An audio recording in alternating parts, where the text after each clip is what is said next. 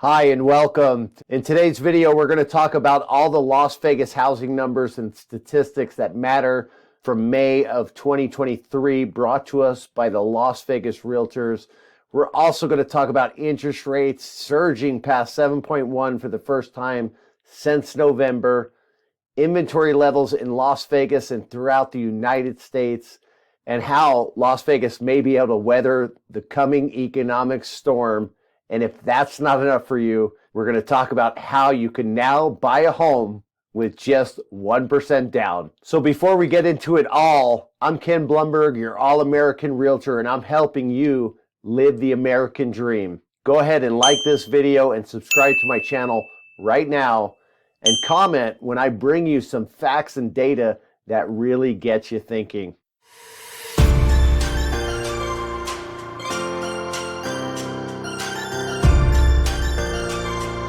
Okay guys, let's jump into the video. First, as I mentioned, rates are surging right now, past 1.7% for the first time since November. Some buyers are backing off while others lower their budget and their expectations. So this article is brought to us by none other than Redfin and was published on May 25th, just about 2 weeks ago. So the daily average rates hit 7.12%, reaching their highest level since November. The typical U.S. homebuyer's monthly mortgage payment hit a record high of $2,614 at a 6.57%, the current weekly average. The article goes on to say, rate increases dampen homebuyer demand. Pending home sales dropped 17.4% nationwide from a year earlier during the 4 weeks ending May 21st. The second highest dip since January. The biggest was 17.5% decline in early April. Mortgage purchase applications declined too, dropping 4% from the week before. Potential sellers continue to back off, with new listing of homes for sale dropping 24%, one of the biggest declines since May of 2020, right at the height of the fear of the corona sickness. That's because homeowners continue to hang on to their homes locked in by comparatively low rates. Even though demand is down, it's still outpacing supply, as the new listing drought has caused the total number of homes for sale to post an annual decline of 0.9% year over year for the first time in nearly a year. Despite rates jumping 7%, and a lack of new listings, many early stage homebuyers remain committed. Redfin's Home Buying Demand Index, which measures requests for tours and other services from Redfin agents. Some of these home hunters are likely to continue moving forward, while others may wait for rates to decline before securing loans. We may see a burst of pent-up demand when and if rates dip again. Now, as I mentioned in a previous video, Jamie Dimon's warning, which I'll link at the end of this video, Jamie Dimon is predicting that rates could go up above 8% moving forward. And we all know that is to tame inflation that was caused when the Federal Reserve lowered interest rates to zero and pumped massive amount of money into the economy to send the economy through the roof, to send inflation through the roof during the Savesa sickness. So now we're going to jump to an article by Realtor.com. Mortgage rates just shot up again, but the news gets worse from there. So again, they're talking about the soaring rates. Then they go on to say, if that weren't enough to make home buyers' hearts skip a beat, many are finding very few fresh listings on the market, and the few that are for sale are mobbed with desperate buyers despite the high rates. And this is actually, there's some truth to this. In my experience, the last 4 or 5 listings I put on the market did continue to have quite a bit of showings and interest, and most of them went under contract relatively quickly. So there still is buyer demand here in Las Vegas, that is for sure. They go on to say limited inventory levels have resulted in intense competition for fresh listings, adding to the budgetary pressures faced by prospective homeowners, according to Realtor.com's chief economist, Danielle Hale, of her recent analysis of the housing data for the week ending May 27th.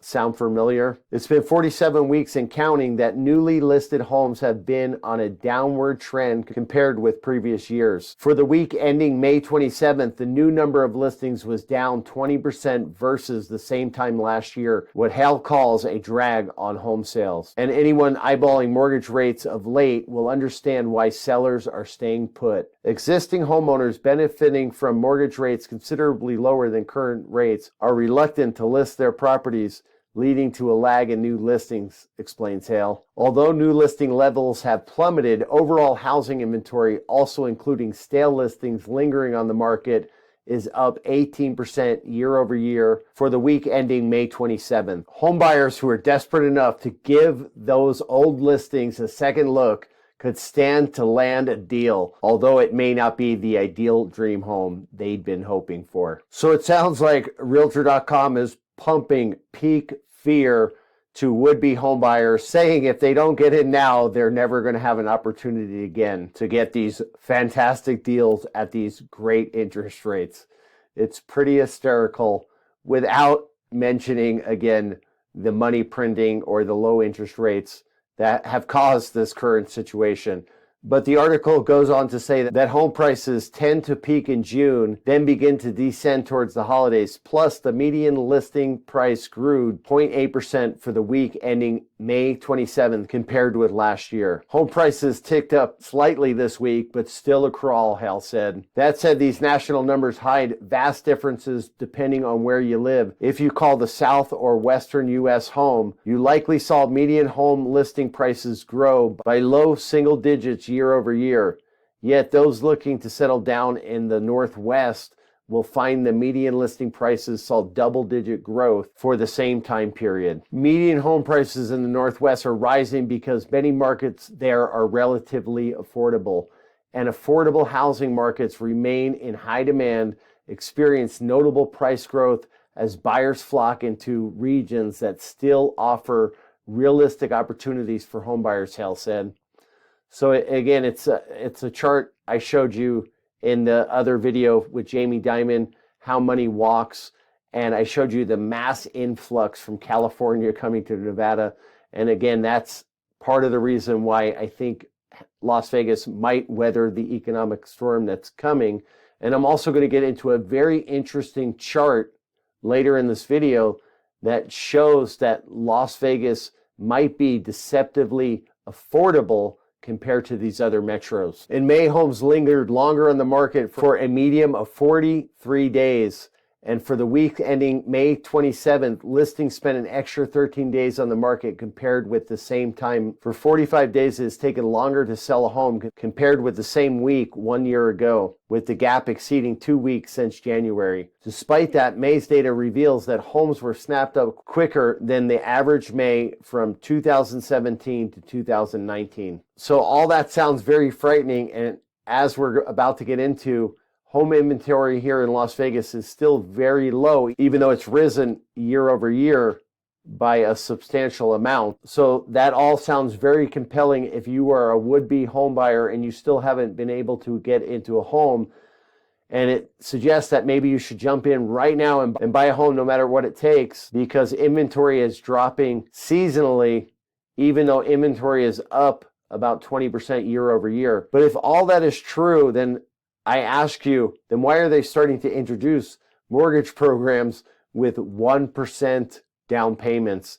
Here's another article brought to us by Realtor.com, and this is just insane to me because, as we know right now from the latest data from FHA, that home buyers that have used an FHA loan where they got into the home with 3.5% down are about 5 times more likely to default than a buyer that used a conventional loan. But still, it seems like we are going to try to encourage would-be buyers to get in to homes with less skin in the game, with less equity, and at higher debt-to-income ratios. So let's jump into another article brought to us by Realtor.com, where it talks about these 1% mortgages. You can now buy a home with just 1% down, but should you get one of these bargain mortgages? So we've talked about mortgage demand being down, one, because buyers are tapped out, Two, because sellers are refusing to sell because of their lower interest rates.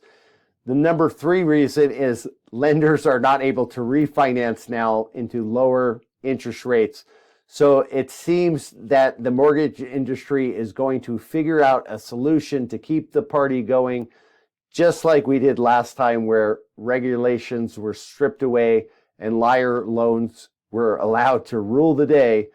We're going to now introduce a 1% mortgage. So let's jump into the details and see what that looks like. Two of the nation's largest lenders are now removing the struggle many homebuyers face in saving up for a down payment by offering loans that require just 1% down. Experts warn that might not be a good idea.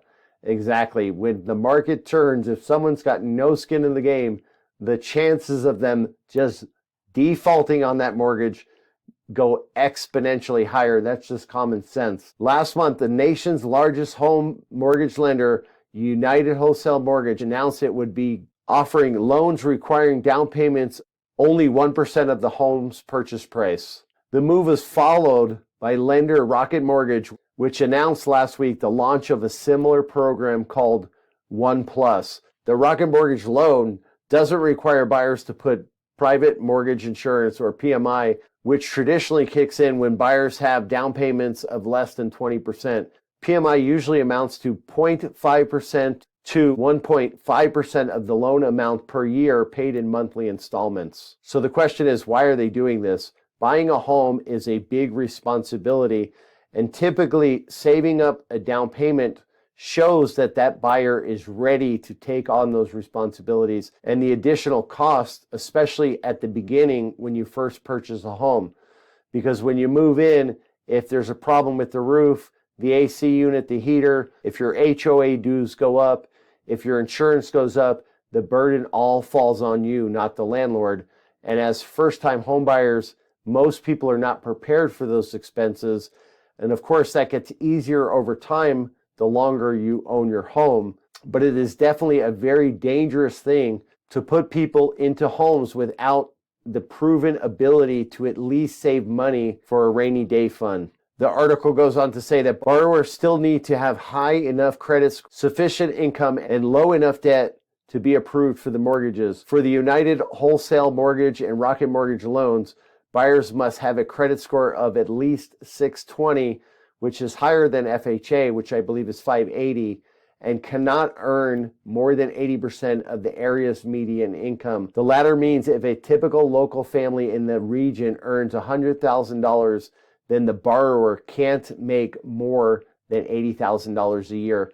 So again, this just seems to me like it's a ticking time bomb. You're going to put the worst buyers into the homes. And of course, I have empathy for them if they are making less than the median income, but it is conceivable that maybe that area is just too expensive for these people, rather than subsidizing them, putting them into a neighborhood with, again, an extreme risk of default, potentially devaluing the whole neighborhood. But anyway, let's move on. So as I mentioned earlier, we're going to look at this Case-Shiller Home Index. So as you can see, when we look at this chart, Las Vegas is sitting at an index of 300 compared back in August 2006, where the Case-Shiller Index had Las Vegas sitting at 235. Now we see the Case-Shiller adjusted for inflation, and when we look at this chart, it's actually quite astonishing because Las Vegas is sitting at 176 adjusted for inflation, which is actually not substantially lower than it was in 2006, but it is lower. So I do think in the downturn that's coming up, I do believe that Las Vegas will lose substantial value, but I don't think it's going to be quite as bad as it was in the last financial downturn, where Las Vegas lost approximately 54% of its value from peak to trough. And this is one of the reasons that I think the home values here might hold up, in addition to the massive amount of cash buyers that have come in over the years and bought up these homes and are never going to sell them.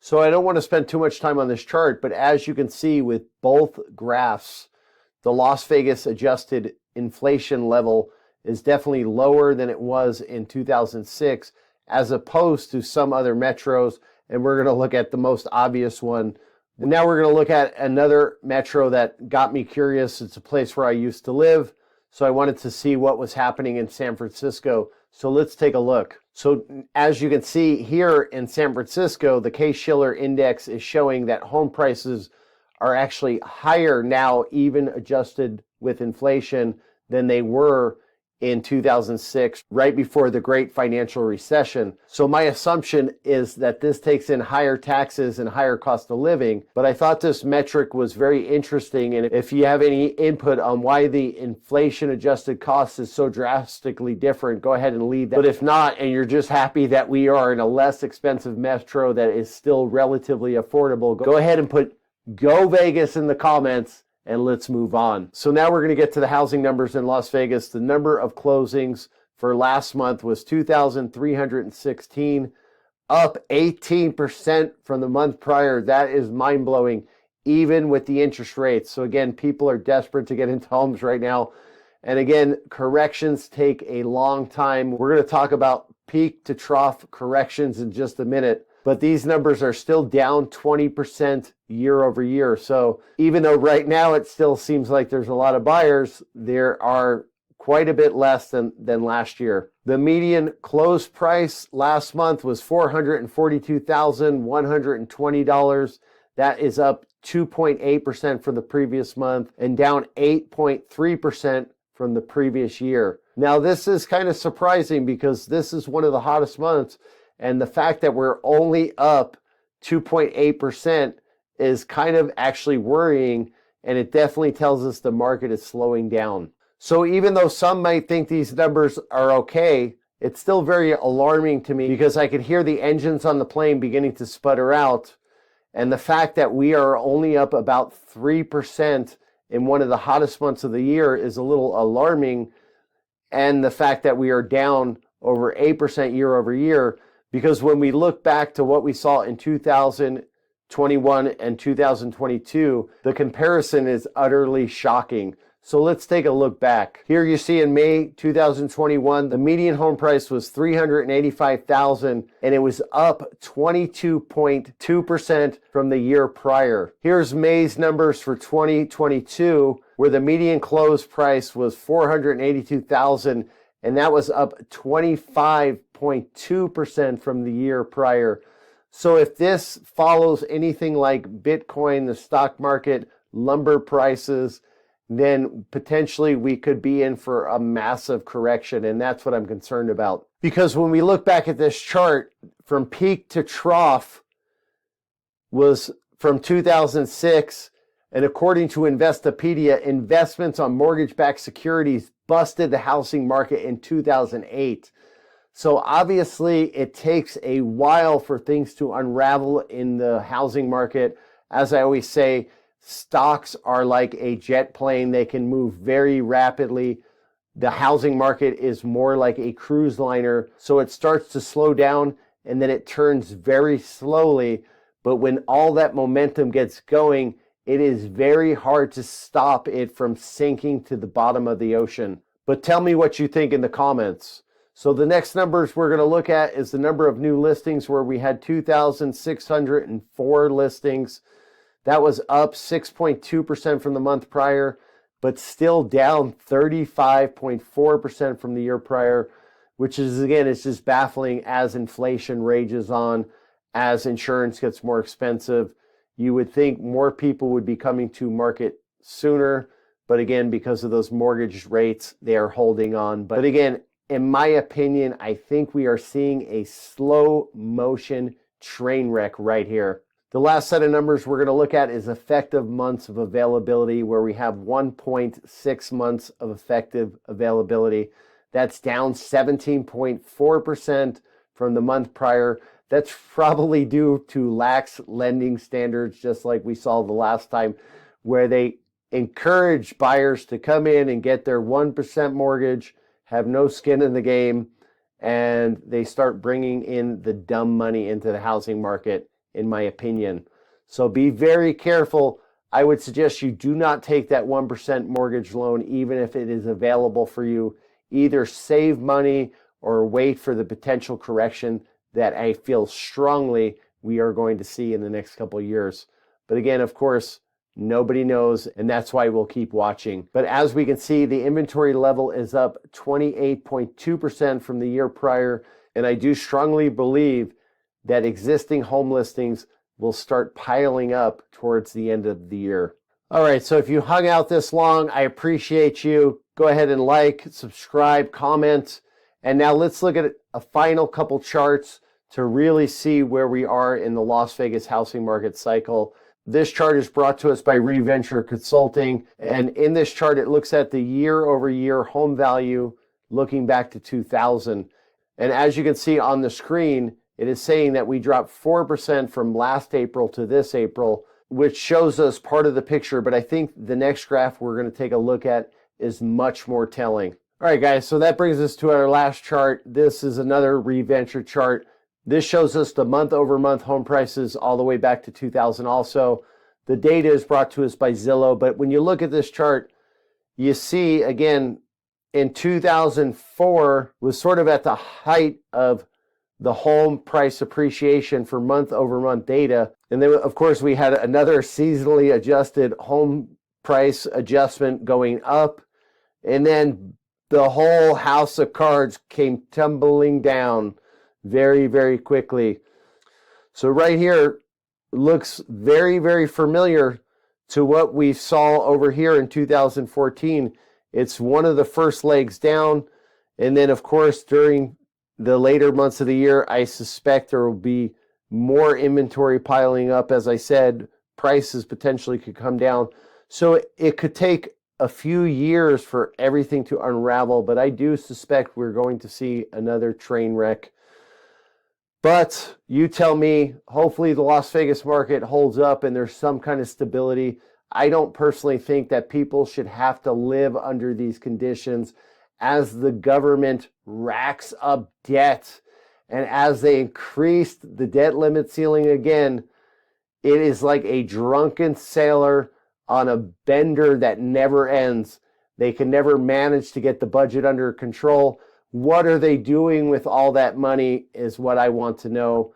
Obviously, as we've seen, the politicians are getting rich. They're insider trading. They are worth hundreds of millions of dollars in many cases after being in office for 20 or 40 years. And I ask you, how much longer can this go on with the drunk captain at the helm of the Exxon Valdez?